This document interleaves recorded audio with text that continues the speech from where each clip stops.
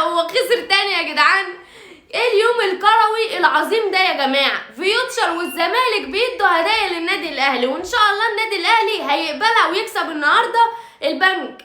ايه يا جماعه ده؟ يعني فيوتشر بيتعادل 1-1 والزمالك بيخسر من غزل المحله 2-1.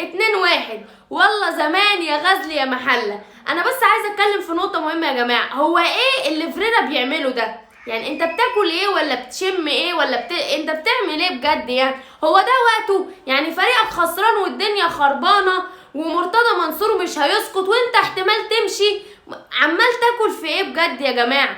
وهنيجي برضو لناحيه تانية، يعني الحكام عمرها ما هتنضف ابدا يا جماعه. يعني بلال علام في الماتش ساعه ضربه الجزاء بتاعت الزمالك بيقولك ان ايه غرفه الفار اخبروه يعني ان الفار عطل. وقت ايه بقى؟ وقت ضربة الجزاء بتاعت الزمالك عشان يتأكدوا ان هي ضربة جزاء ولا لا. يعني الفار عطل دلوقتي خلاص، شلتوا الفيشة وحطيتوا فيشة الكاتل مثلا، ولا انتوا لازم تعملوا كده عشان تلحقوا الزمالك؟ يعني حكامه بتساندوا يا جماعة، يعني حكامه بتساندوا عشان ما يخرجش بفضيحة ويبقى ايه خسارة تانية على التوالي من غير ما يسجل ولا هدف. فلازم حكامه تساند وتقف جنبه، عمرها ما هتنضف يا جماعه. اسلكوا من جوه يا جماعه، والله يعني اسلكوا، خليكوا نضاف كده.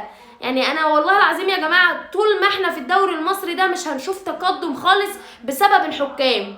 الحمد لله يوم كروي عظيم، يعني تكمل على خير بقى بفوز النادي الاهلي، وان شاء الله الدوري السنه دي في الجزيره. نيجي بقى يعني نلعب بيراميدز بقى ونكسب في الكاس، ونقابل الزمالك في السوبر وناخد منهم السوبر، يبقى يعني خارج ولا كاس ولا سوبر، وان شاء الله ولا دوري. هيروح بقى في افريقيا، يعني يعني هيكلفوا نفسهم سفر بقى واستعدادات وبتاع ومش عارف ايه، وشكلهم كده هيرجعوا برضو على نفس الطياره من غير ما يعملوا اي حاجه، سفر بلا هدف. هو ده اللي انا حاساه يا جماعه. النادي الاهلي بس ايه يعني يكسب النهارده يبقى اليوم كده عظيم، يعني كاهلاوي مبسوط ومرتاح ونعرف ننام واحنا مرتاحين. شكرا يا غريمي على الهدايا العظيمه دي، واتمنى يعني ان انت تفضل تدينا هدايا كده لحد اخر الموسم.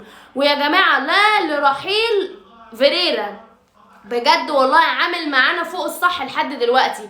يعني اتمنى ان فريرا يكمل مع نادي الزمالك لحد الهبوط. يعني هو لو فضل مكمل معاهم يا جماعه اقسم بالله الزمالك هيهبط والله. يعني اللهم هبوط الزمالك، وان شاء الله الدوري يكون في الجزيره والكاس في الجزيره والسوبر في الجزيره، وان شاء الله افريقيا ونلعب بقى كاس عالم للانديه يا جماعه. النهارده يوم عظيم يا جماعه لاي اهلاوي.